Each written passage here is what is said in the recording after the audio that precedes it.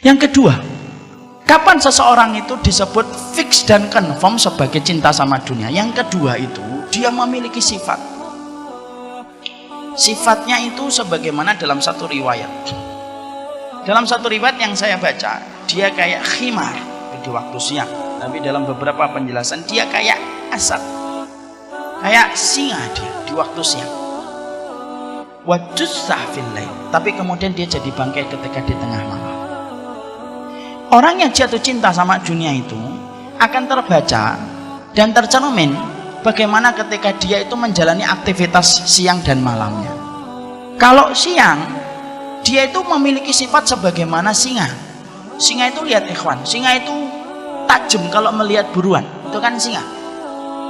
Maka orang yang jatuh cinta kepada dunia itu kalau pagi, duha, siang, sore, maka dia itu kekuatannya ekstra, powernya itu luar biasa, tidak ada mati-matinya. Kalau batu baterai, alkalin dia. Terus dari utara lompat ke selatan, dari selatan lompat ke timur, dari timur lompat dia ke barat, terus diputar-putar itu. Tapi tepat ketika malam dia menjadi bangkai. Dia akhirnya jadi bangkai ketika malam, tidak pernah tahajud, tidak pernah qiyamul lail. Disebabkan keletihan dia di waktu pagi dan di waktu siang. Karena dia tidak sadar bahwasanya Allah turun langit ke sepertiga malam, dia tidak pernah bangun dan tidak pernah punya semangat untuk bangun. Ratusan malam dilewati tidak pernah bermunajat kepada Allah, tidak ada penyesalan ketika bangun di pagi hari.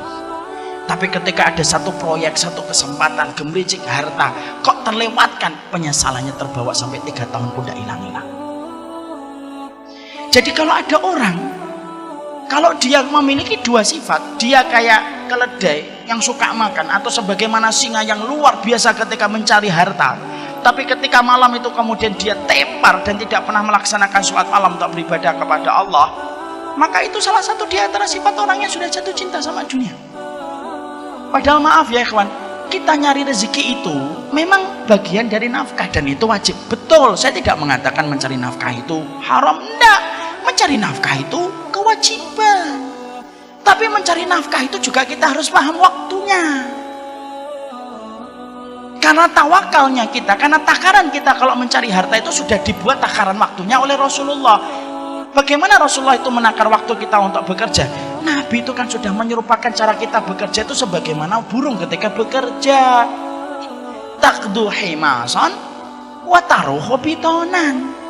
Nabi itu menyerupakan tawakalnya kalian itu sebagaimana tawakalnya burung. Pergi di waktu pagi dalam kondisi perutnya kosong, pulang di waktu sore dalam kondisi penuh. Berarti takaran kita kalau kita bekerja, frekuensi waktunya itu antara pagi sampai sore. Kira-kira berapa jam? 8 jam sampai 10 jam. Pulang, mempersiapkan dia dan bercengkrama dengan istrinya dan keluarganya bersama-sama, kemudian dia itu mempersiapkan malamnya. Kalau sekarang enggak. Banyak orang yang selalu mengatakan saya mencari nafkah, berangkatnya sebelum subuh, pulang-pulang tengah malam.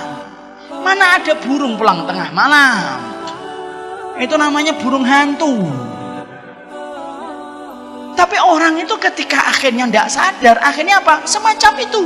Dan dia itu selalu membela diri ketika dia selalu mengatakan bahwasanya ini merupakan bagian dari cara dia mencari nafkah. Maaf ikhwan, semua itu ada takarannya. Antum kalau semangat sholat maghrib, lalu antum tambahi dari 3 menjadi 5, walaupun khusyuk, tidak akan diterima dan tidak akan dicatat malaikat raqib.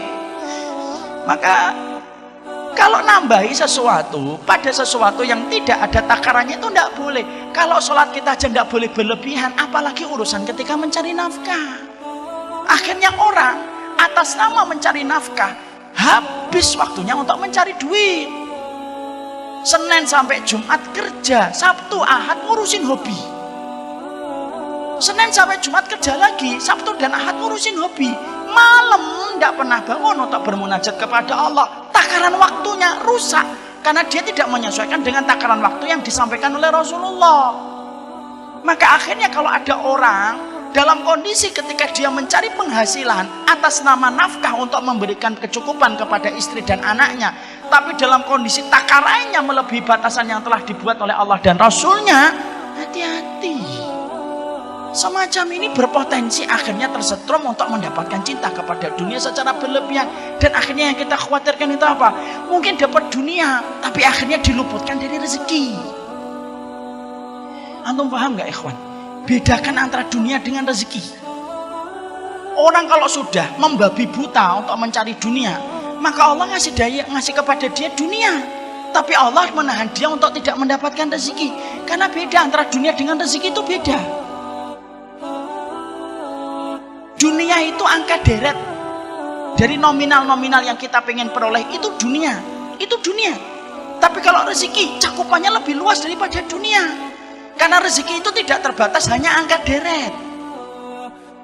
Allah itu mencela dunia, tapi Allah itu tidak pernah mencela rezeki.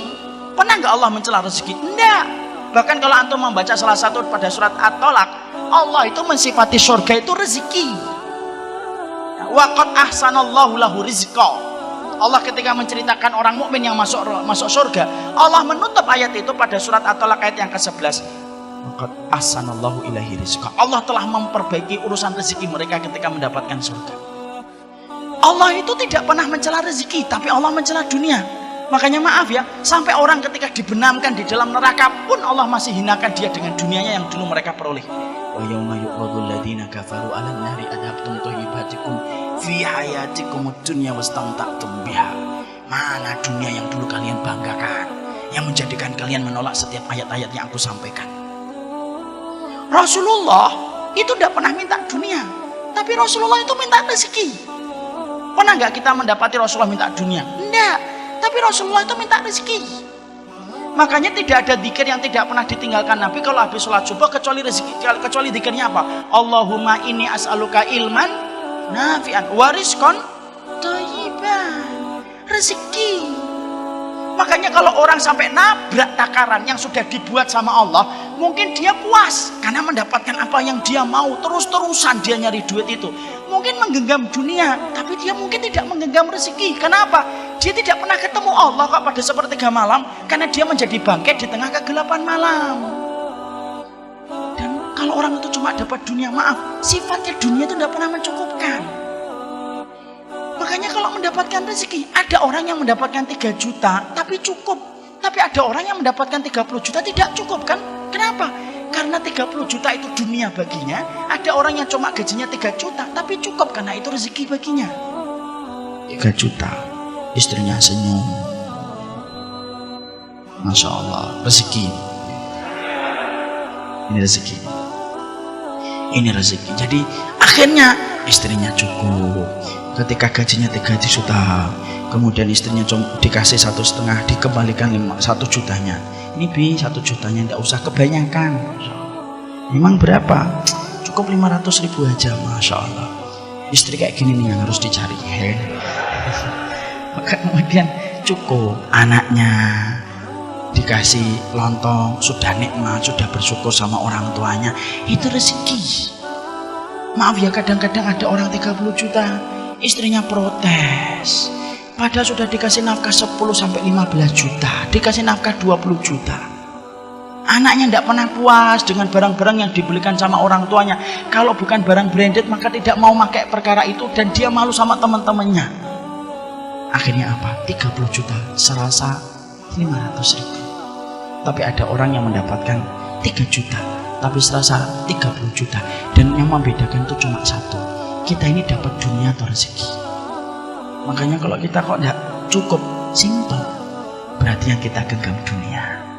Kalau ada kita ngeliat ada seorang ustadz, orang solih, biasa hidupnya, luar biasa tawakalnya, cuma mendapatkan mungkin 500.000 kok cukup, itu berarti rezeki. Makanya saya sering berdoa, sederhanakan dunia kami ya Allah, tapi lapangkan rezeki kami. Karena yang menjadikan kita diberikan oleh Allah kenikmatan hidup dan kebahagiaan itu adalah rezekinya, bukan dunianya.